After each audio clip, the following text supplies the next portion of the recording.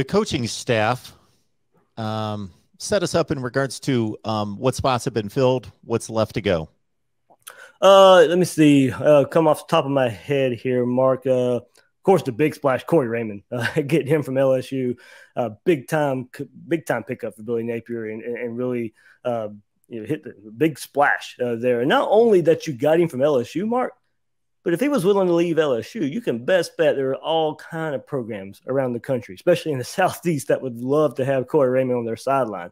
So for Billy Napier in his first season at Florida to be able to pull Raymond away from LSU, whatever other big program would want him on their sidelines, a big coup for him. Patrick Toney, right now, co-DC comes over with him from Louisiana, was big, instrumental in getting that big commitment from Shamar James on signing day. But he's thought to be a big up-and-comer, rise, young guy, defensive coordinator there that Billy Napier is going to be bringing in for that co-DC role. And we'll see how that rest of the staff fills out and to see if that's going to be co-DC or just DC. I think we have to wait for the NFL season, Mark, from what we're hearing. Let that play out before Florida bring some more of their defensive staff over as well.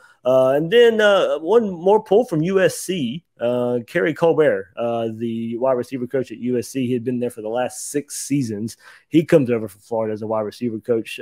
They had him and Napier had a background at sorry, Mark. They had a background back at Bama from their connections there. So you're starting to see a lot of his Bama connections when he was there under Saban, some guys that were there at the same time. You start seeing a lot of those guys come over that connection. So a lot of Louisiana connections as well. Jabbar Jalouk was the running back coach now for Florida. He'll be heavy. There's 2 recruits I just talked about, that running back that Florida's going to be in on.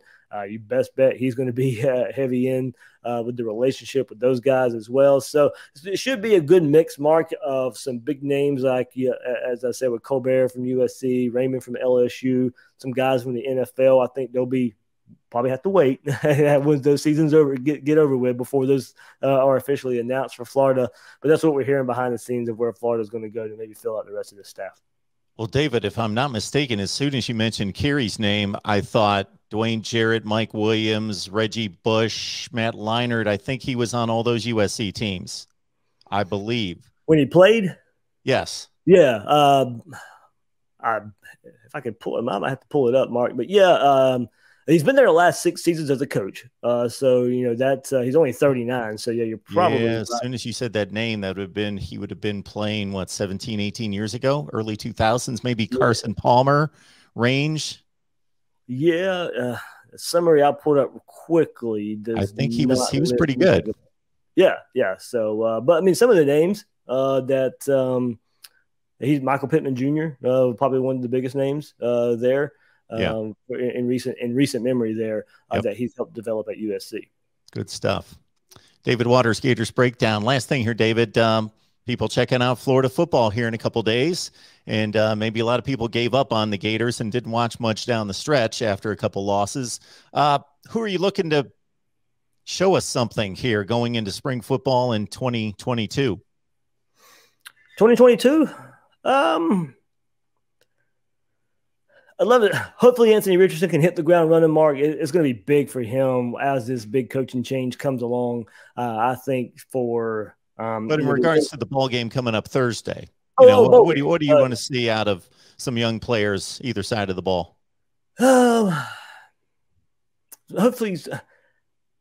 while I want to see Damian Pearson in his last game, Mark, be able to go out, Malik Davis, those 2 guys go out. I want to see some of the young running backs. Billy Napier is going to run the ball. He's based his offense off of what we go back to Louisiana and see a pistol style of offense, and they run the ball. They like to run the ball. It's about a 60-40 split there.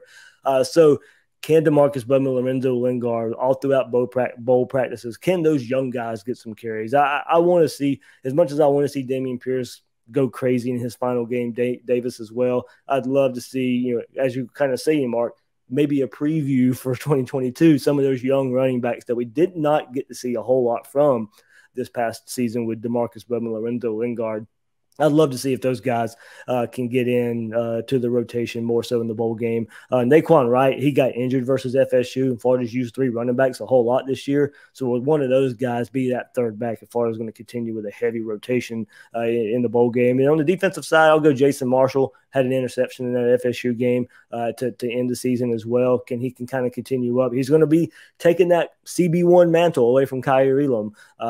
This will be the last time they get to play together, as Kaiir Elam will go to the NFL. So Jason Marshall, can he kind of just build off that FSU game performance and kind of get Gator Nation excited? In kind of the same situation Kaiir Elam did. His freshman year versus Virginia, had a big-time interception in the bowl game versus the Cavaliers right there in the end zone. So, that kind of just set up his career. You knew he was going to be special. Can we kind of see the same performance from Jason Marshall on the defensive side of the ball versus UCF? Yeah, Jason Marshall, a huge national recruit.